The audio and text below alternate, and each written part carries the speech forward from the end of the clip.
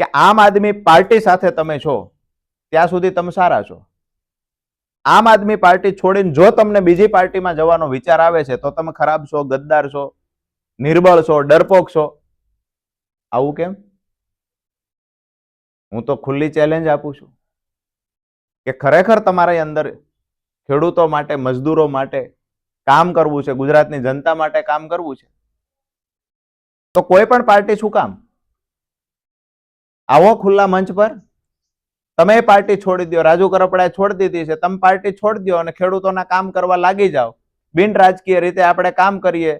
તમે પાર્ટી છોડીને બિન રાજકીય રીતે કામ કરવા તૈયાર હોય, રાજુ કરપડા આજીવન કોઈ પાર્ટીમાં નહીં જોડાય એની ખાતરી આપું છું. પણ તમે જે જગ્યાએ પાર્ટીમાં છો ત્યાં કોઈ વાંધો નથી. રાજુ કરપડા કે બીજા કોઈ નેતા અન્ય કોઈ પાર્ટીમાં જાય તો એ ખેડૂતો માટે ગદ્દાર છે. આ કેવું?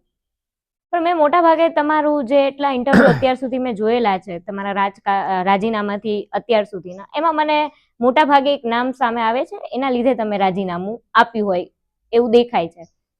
પણ એક માણસના લીધે રાજીનામું આપવું અથવા એ પાર્ટી છોડવી એ કેટલું યોગ્ય છે, જેના લીધે તમે તમારું સર્વસ્વ આપીને કામ કર્યું હોય?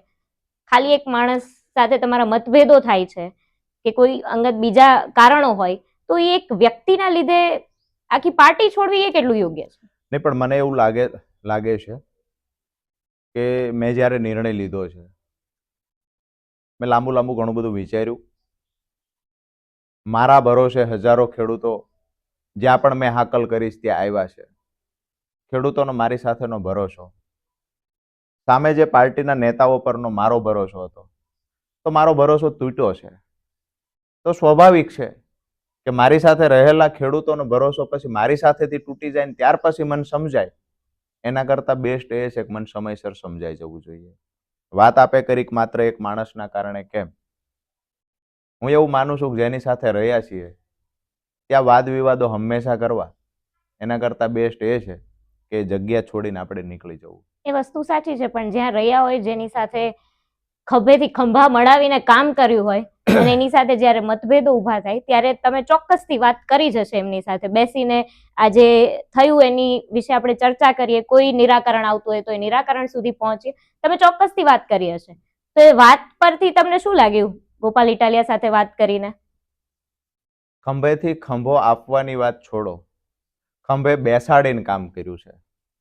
સમય આવ્યો ત્યારે અમે અમારા ખંભે બેસાડીને કામ કર્યું છે, અને એનો આજ પણ દુઃખ એટલા માટે નથી કે એ દિવસે અમને યોગ્ય લાગતું ને અમારી વફાદારી હતી, તો ખંભે બેસાડીને કામ કર્યું છે. પણ ખંભેથી ખંભો એમને આપવાનો જ્યારે હતો હળદળની ઘટના પછી, એમાં ક્યાંક ને ક્યાંક ફરજ ચૂકી ગયા.